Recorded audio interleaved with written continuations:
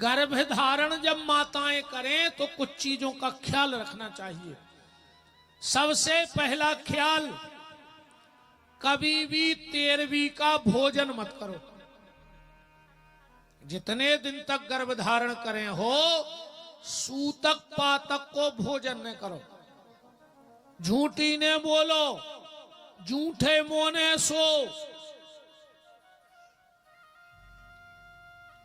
एक बात और कह रहे हैं, जब तक माताएं गर्भ धारण करे रहें तो अपने पेट को ढक के रखना चाहिए, किसी की नजर नहीं पड़नी चाहिए। उग्रसेन की पत्नी बगीचे में टहल रही थी। उसी समय हवा चली और पल्लू उड़ा और उसी समय एक राक्षस की नजर उस पेट पे पड़ गई तो कंस जैसी दुष्ट संतान को जन्म होगा। पेट को ढक के रखना चाहिए उतने दिन। फिर देखो कितनी प्यारी संतान हो रही। बचपन ही से फिर जब जन्म हो जाए उसको राम कृष्ण की कहानी सुनाओ, वीर शिवाजी की, भगत सिंह की कहानियां सुनाओ। पहले सुनाती अपनी माताएं, आज की जे मम्मी हर एक तो सुनाते नन्या और सुने हैं इसु किस्सा काय की सुने, कई बेटा एक हतो लड़ाई। अब बताओ जब वो शुरू से लड़ाई की किस्सा सुने हैं तो वो लड़ाई बन है नहीं बन है।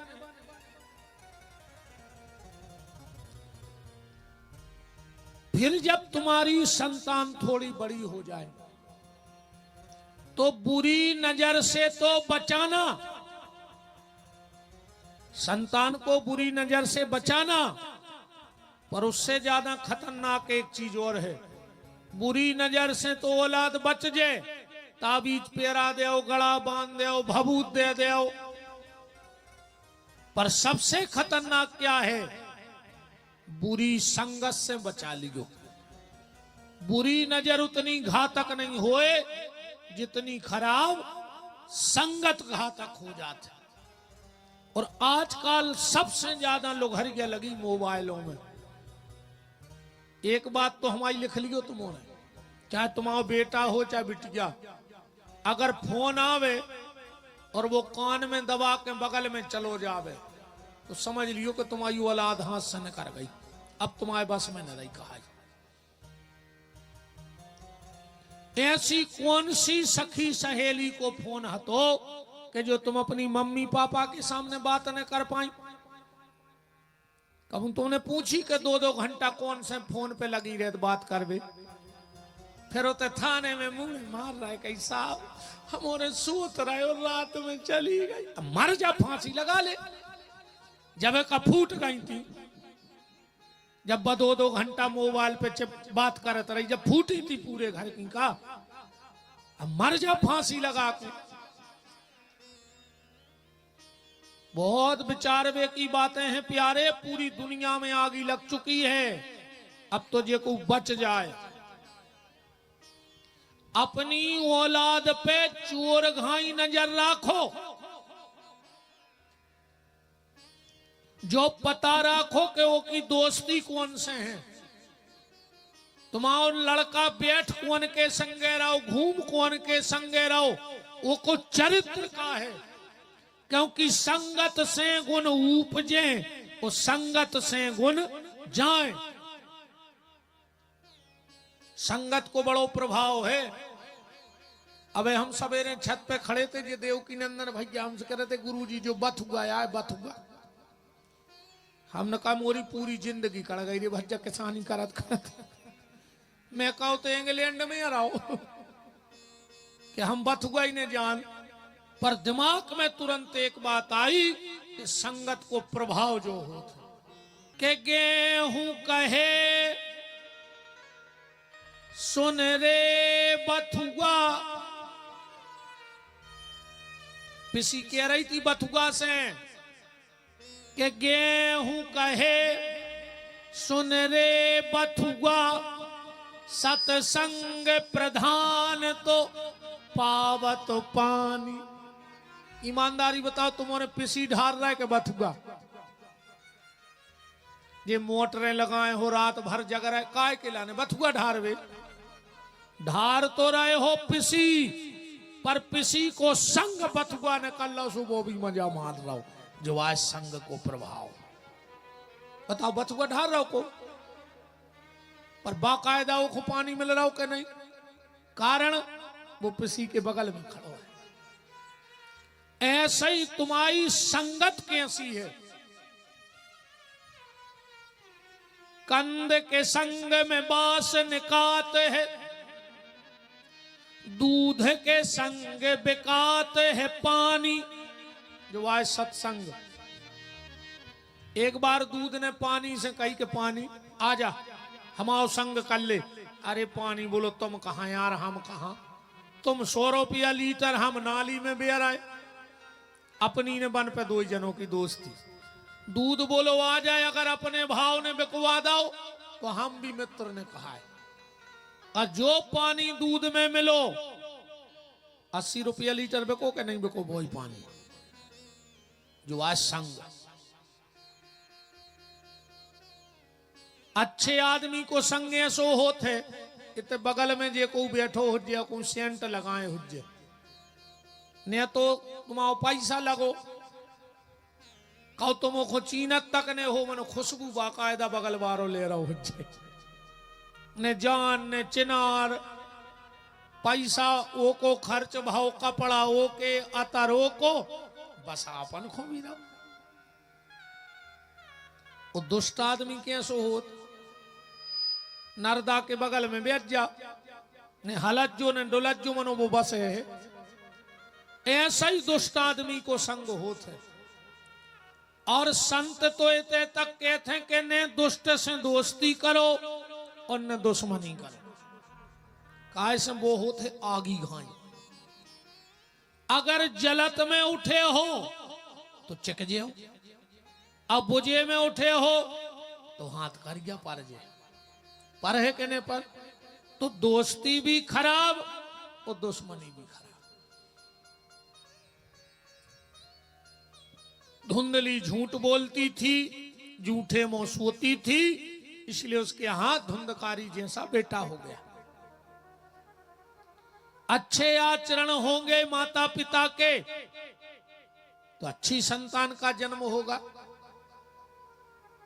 धुंधकारी इतनो बिगड़ गओ तो भागवत जी में लिखो है स्नान दान क्रियाहीनम सब हस्ते न भोजनम ऐसो श्लोक लिखो है धुंधकारी के लाना मर घटा के पिंडा खाया तो अब इससे ज्यादा और का बिगड़ वो एक दिन गांव को ने कही कि महाराज कम से कम तुम्हें अपनी खबर नहीं है तो छोड़ो तुम इतने विद्वान ब्राह्मण के लड़का हो और तुम मर घटा के पिंडा खा रहे वो कहने लगो हमें पैसा मिल जाए हम मुर्दा खा लें तुम पिंडों की बात कर रहे बनारस भेजा लौट के आओ धुंधली आत्मदेव जी मरवे गए बीच में गोकर्ण जी मिले उन्हें बड़ा अच्छो ज्ञान था कि माया क्या है रामचरितमानस में गोस्वामी जी कह रहे माया क्या है बोले मैं और मोर तोरते माया जहां मेरा शब्द लग जाए उतनी माया है और जहां अपनो नहीं है उतने माया नहीं है बिल्कुल सीधी सीधी बात है अब तुम तो हमारी भाषा में समझ ले सो अब भाई समझ ले कि माया क्या है एक आदमी के खेत में लग गई आगी 20 एकड़ को खेत है तो गांव भर में हल्ला मच गया कबिल को ठाणी फसल आई फसल में आग लग गई किसी में और वो तोरे मेड़ पे पलटाई खाए 50 आदमी पकड़े वो कहे तुम तो हमें कूद जान दे हमें नहीं रहने अब गांव भर के तो बुझाई रहे थे मन बहुत पलटाई खाए एक जने आए बोले कायदा उकाय रो रहा है अरे बोले यार आगी लगी 20 एकड़ में बोले तुम्हें नहीं पता बोले का बोले तुम्हारे लड़का ने ठाणी फसल बेच दई परो सौदा ही होगा और जो इतनी कही रे सोने पहुंचे असुबा के लगवार टैंकर वाले को फोन लगा दे दूसरे को काय को नुकसान हुए जल्दी जल्दी बुझवाओ। अब जब कही गई पैसा ही ले लाए वो भी तुम ते ठाड़े बोले बेटा परो तुमने हमने सुनी बेच दाई। वो कहने लगो कल सौदा कैंसल होगा। अरे वो फिर कुल टाइम खान लगो कहने लगो मार गए बर्बाद हो गए लुट गए। अब देखो आगी बाई लगी खेत बोई आए जब वो पता पड़ो कि हमारी फसल जल रही सो रो रहो। जब पता लगो कि हमारी नोई सो हंसन लगो और फिर पता लगो कि हमारी आए सो रोन लगो। यही को नाम आए माया। जो चीज अपनी है और जब वो नष्ट होती है तो तकलीफ होती है। अन्ना हजारों खेत भर गए कौन कौन कौन रोए अपन भैया भैया अस्पताल कवे दिया हो जब कनु अपनो भर्ती हो अपनो नास ये सो को जात कहीं चलो अस्पताल देखे जी ना अस्पताल में तो रोज भर्ती है आदमी। जिस चीज को हम अपना मान लेते हैं वही हमारे संकट का और दुख का कारण बन जाती है। इस झूठी दुनिया को हमने अपना मान लिया और इसीलिए हम लोग दुखी हैं। गोकर्ण जी ने समझाओ आत्मदेव की समझ में आ गई और मुक्त हो गए। गोकर्ण जी फिर बनारस चले गए।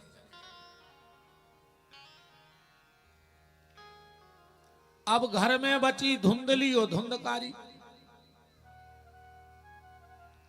एक दिन धुंधकारी बोलो कि माता जी पैसा कहां धरो।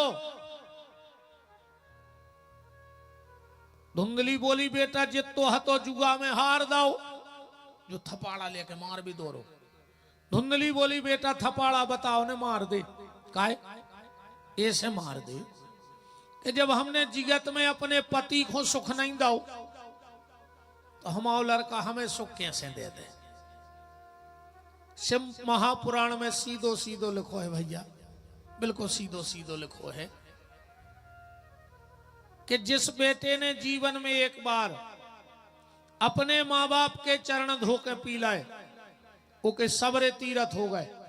ओको कोनो तीरथ के जल पीवे की आवश्यकता नहीं है। और जोन पत्नी ने एक बार पति के चरण धो के पी लाए ओको भी कोनो तीरथ जावे की जरूरत नहीं है। मनो काय को लगे दद्दा भी पाँव नहीं परो चाहे घर वाले के परत हो तो उठा दे हाथे का जनी रोज को परत पाँव घरे। अरे राम राम बाबों के प्राण खाए और बाबा भरने न कर जाए कहूं वो फिर तो छोटा छोड़ के परत घर वाले के सालों पाँव नहीं पड़े बाबों के प्राण नहीं ले रहे। एक बात सुन ले माता जी हरो माई आज अच्छे से शास्त्र में लिखो है कि सुहागन नारी को अपने पति के अलावा को छी के पाँव ने परो चज्जे। कितना बड़े बाबा जी आ जाएं कितना बड़े महाराज जी आ जाएं कबू छिगो न चज्जे उस नारी का तेज नष्ट होने लगता है। शास्त्र में ऐसा लिखा है कि 3 हाथ दूर से पांव पल्लव चज्जे जमीन पे सर रख दो चज्जे। चाहे कोनो संत जी हो चाहे कोनो बाबा जी हो चाहे महाराज जी हो 3 हाथ दूर जमीन में सिर रख दो तुम्हें उतना ही फल कहाओ पांव परे को। आज तो मूड मत करेंगे मानो हमारी बात के नहीं घर वाले के पांव पर हो आज से आज तो पढ़ाई लिख जो जाके तो मैं कोल चढ़ो है भागवत को ध्यान राखू आज पांव पर को घरे जाके वो भी रे चेट गया लेके देखे घर वालों के वो कया गाओ कछु तो मोड़ी मोड़ो से कह रहे मम्मी को बुखार बुखार चढ़ो है देखो वाली अच्छे बिल्कुल सांची सांची खरी खरी सुन ले। अगर आज घरे जाके तुमने पति के पांव न पड़े तो कल कथा में नहीं जो बिल्कुल जरूरत नहीं है हमें तुम्हारों की, ये तो जबरन की भीड़ थोड़ी है करने। आदमी खुश हो गए, कचू तो करी आज तो पाँव फरे जी हैं घरे। कचू कचू तो जा सोच रहे हैं, ऐसी जानते तो आज तो हम लोग वाले आउते।